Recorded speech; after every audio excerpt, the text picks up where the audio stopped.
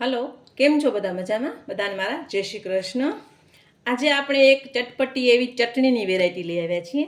આ ચટણી છે ને, એને તમે ફરાળમાં પણ ઉપયોગ કરી શકો છો અને રેગ્યુલર પણ ઉપયોગ કરી શકો છો. અમારે અહીંયા જે જલારામ ભેળવાળા છે એની ભેળમાં આ ચટણી હોય છે અને આ ચટણી તમે એમ જ પણ ખાઈ શકો છો અને સ્ટોર પણ કરી શકો છો. તો આજે આપણે રતાળુની ચટણી લઈ આવ્યા છું. રતાળુ ગાજર હોય છે જે આપણે એને મેં બાફીને રાખ્યા છે. બાફીને હવે એને ચટણી બનાવશું. હવે આ ચટણીથી ભેળ બનાવી છે ને તો બહુ સરસ લાગે છે, ટેસ્ટી. અમારે અહીંયા બહુ જ ફેમસ છે કે એ ચટણીમાં જ મમરાથી ભેળ બનાવી અને સૂકી ભેળ તરીકે આપે છે. એ પણ આપણે જોશું. તો પહેલાં આપણે ચટણી બનાવશું. તો તેના માટે મેં રતાળુને બાફીને રાખ્યા છે, લીંબુનો રસ છે, થોડીક સુગર છે, કારણ કે રતાળુ પોતે મીઠા હોય છે પણ થોડુંક બેલેન્સ કરવા માટે સુગર લીધી છે. મીઠું છે, હળદર છે, આદું અને લીલા મરચાં છે. આટલી સામગ્રીમાંથી એકદમ સરસ એવી ચટણી બને છે. તો પહેલાં આપણે આદું અને મરચાં અને થોડીક સુગર, થોડુંક મીઠું અને હળદર નાખીને પહેલાં થોડુંક ક્રશ કરી લઈએ. હવે આપણે લીંબુનો રસ અને જ્યાં રતાળુ ગાજર છે એને લઈ અને ફરીથી ક્રશ કરી લેશું. આ ચટણી એટલી સરસ બને છે ને કે બધાને ભાવશે. અને ફરાળમાં તમે કાંઈ ઉપયોગ કરતા હો તો તમે આ ચટણીનો ઉપયોગ કરી શકો છો. તો આપણે એને ક્રશ કરી લેશું પહેલાં.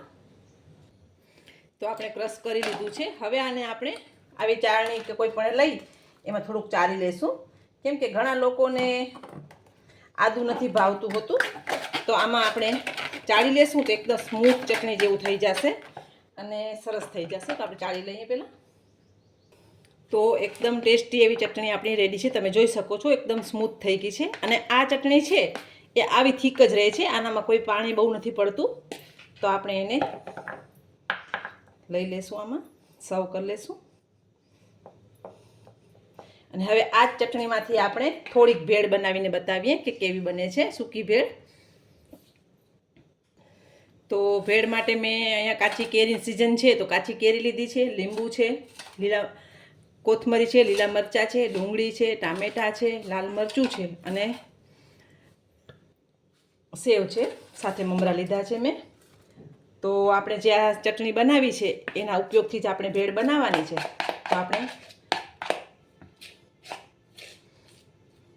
આ ચટણી જ નાખવાની છે, બીજું કાંઈ નથી ઉમેરવાનું એમાં. અને એકદમ સરસ સૂકી ભેળ બની જશે.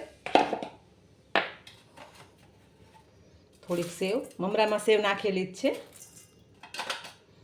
કોથમરી થોડીક, લીલા મરચાં, થોડીક ડુંગળી,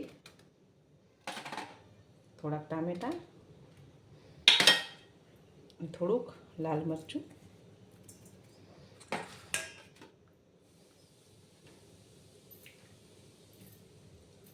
લીંબુનો રસ છે અને જે આપણે ચટણી લીધી છે એને જ આપણે ઉમેરી દીધી છે. તમે એકવાર બનાવજો, તમને પોતાને આઈડિયા આવશે કે આ ચટણી એટલી બધી સરસ બને છે ને ઘરે. હવે આને આમ મિક્સ કરી, હાથેથી જ મિક્સ કરશું, કારણ કે ચમચાથી સરખી રીતે મિક્સ નહીં થાય. તો હાથેથી મિક્સ કરશો તો એકદમ સરસ મિક્સ થશે.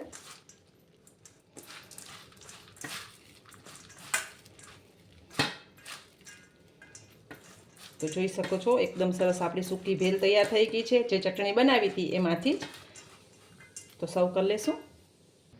તો તૈયાર છે આપણી રતાળુની ચટણી અને એમાંથી બનાવેલી ભેળ. હવે થોડુંક આપણે ગાર્નિશ કરી લઈએ.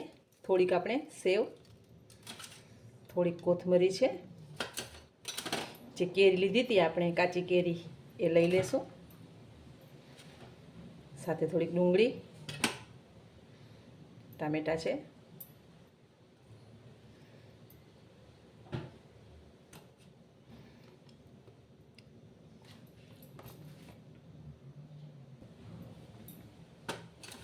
અને સાથે લીંબુ, થોડુંક મરચું છે.